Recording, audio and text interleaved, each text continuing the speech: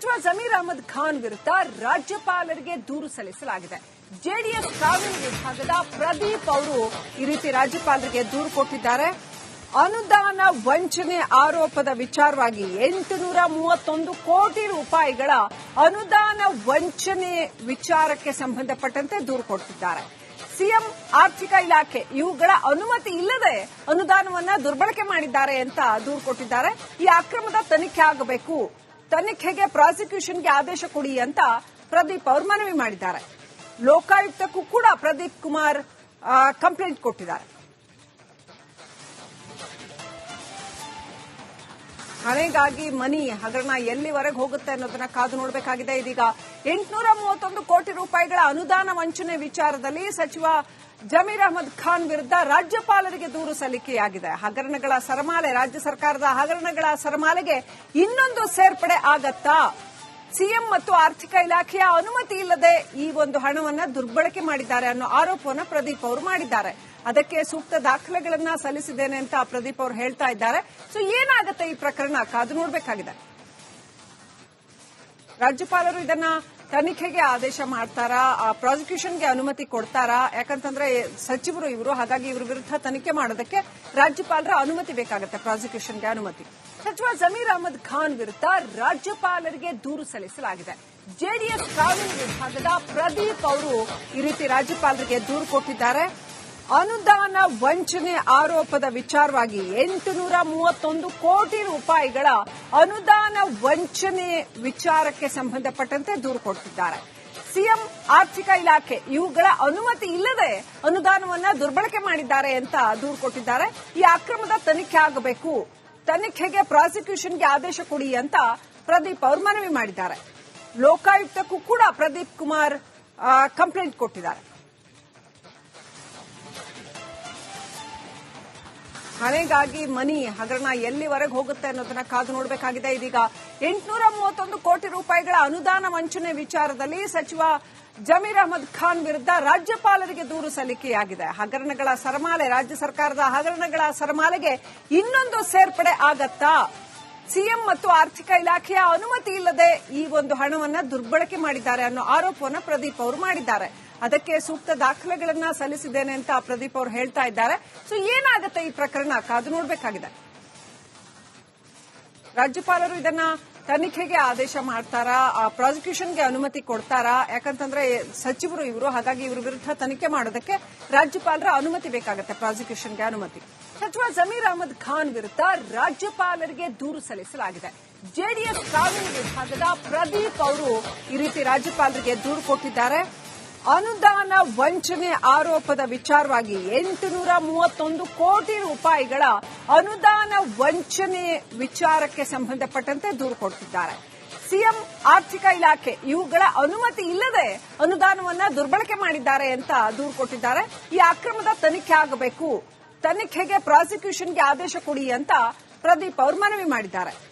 ಲೋಕಾಯುಕ್ತಕ್ಕೂ ಕೂಡ ಪ್ರದೀಪ್ ಕುಮಾರ್ ಕಂಪ್ಲೇಂಟ್ ಕೊಟ್ಟಿದ್ದಾರೆ.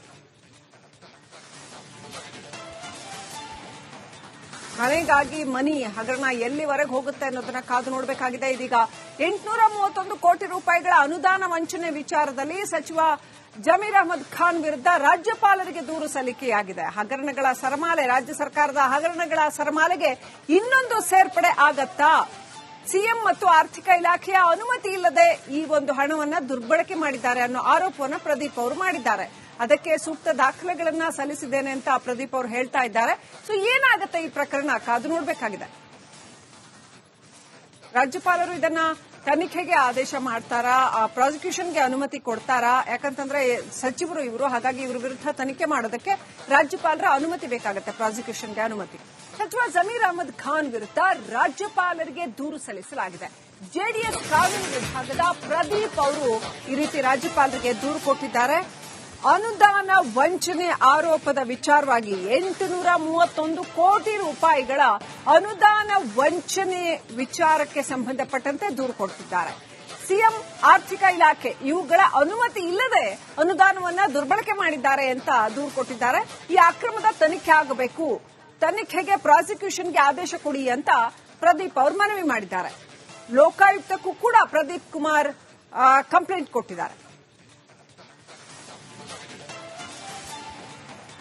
ಹಣೆಗಾಗಿ ಮನಿ ಹಗರಣ ಎಲ್ಲಿವರೆಗೆ ಹೋಗುತ್ತೆ ಅನ್ನೋದನ್ನ ಕಾದು ನೋಡಬೇಕಾಗಿದೆ. ಇದೀಗ 831 ಕೋಟಿ ರೂಪಾಯಿಗಳ ಅನುದಾನ ವಂಚನೆ ವಿಚಾರದಲ್ಲಿ ಸಚಿವ ಜಮೀರ್ ಅಹಮದ್ ಖಾನ್ ವಿರುದ್ಧ ರಾಜ್ಯಪಾಲರಿಗೆ ದೂರು ಸಲ್ಲಿಕೆಯಾಗಿದೆ. ಹಗರಣಗಳ ಸರಮಾಲೆ, ರಾಜ್ಯ ಸರ್ಕಾರದ ಹಗರಣಗಳ ಸರಮಾಲೆಗೆ ಇನ್ನೊಂದು ಸೇರ್ಪಡೆ ಆಗತ್ತಾ?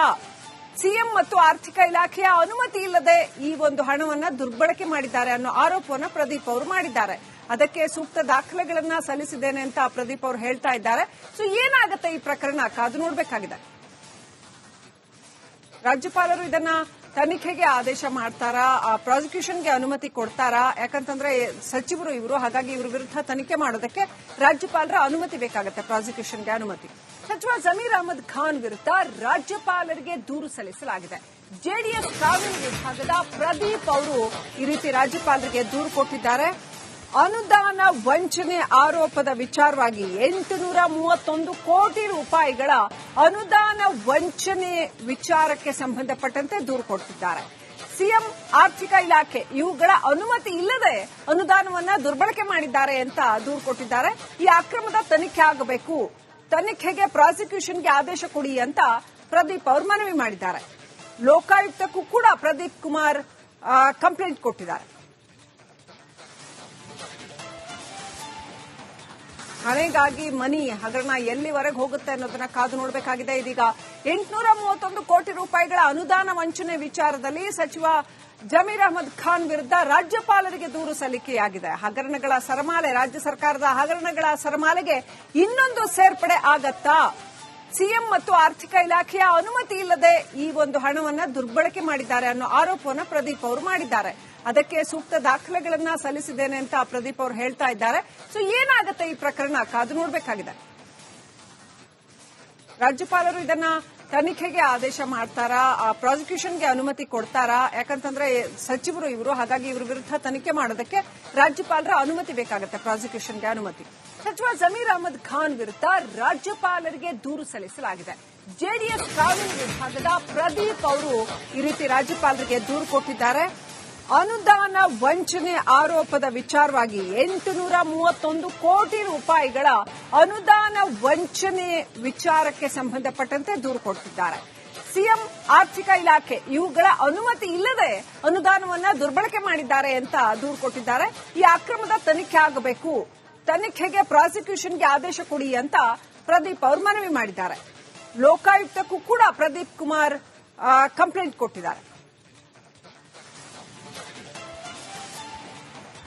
ಹಣೆಗಾಗಿ ಮನಿ ಹಗರಣ ಎಲ್ಲಿವರೆಗೆ ಹೋಗುತ್ತೆ ಅನ್ನೋದನ್ನ ಕಾದು ನೋಡಬೇಕಾಗಿದೆ. ಇದೀಗ 831 ಕೋಟಿ ರೂಪಾಯಿಗಳ ಅನುದಾನ ವಂಚನೆ ವಿಚಾರದಲ್ಲಿ ಸಚಿವ ಜಮೀರ್ ಅಹಮದ್ ಖಾನ್ ವಿರುದ್ಧ ರಾಜ್ಯಪಾಲರಿಗೆ ದೂರು ಸಲ್ಲಿಕೆಯಾಗಿದೆ. ಹಗರಣಗಳ ಸರಮಾಲೆ, ರಾಜ್ಯ ಸರ್ಕಾರದ ಹಗರಣಗಳ ಸರಮಾಲೆಗೆ ಇನ್ನೊಂದು ಸೇರ್ಪಡೆ ಆಗತ್ತಾ?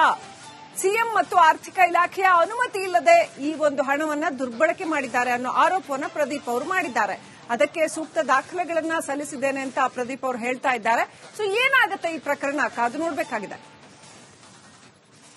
ರಾಜ್ಯಪಾಲರು ಇದನ್ನ ತನಿಖೆಗೆ ಆದೇಶ ಮಾಡ್ತಾರಾ, ಪ್ರಾಸಿಕ್ಯೂಷನ್ಗೆ ಅನುಮತಿ ಕೊಡ್ತಾರಾ? ಯಾಕಂತಂದ್ರೆ ಸಚಿವರು ಇವರು, ಹಾಗಾಗಿ ಇವರ ವಿರುದ್ಧ ತನಿಖೆ ಮಾಡೋದಕ್ಕೆ ರಾಜ್ಯಪಾಲರ ಅನುಮತಿ ಬೇಕಾಗುತ್ತೆ, ಪ್ರಾಸಿಕ್ಯೂಷನ್ಗೆ ಅನುಮತಿ.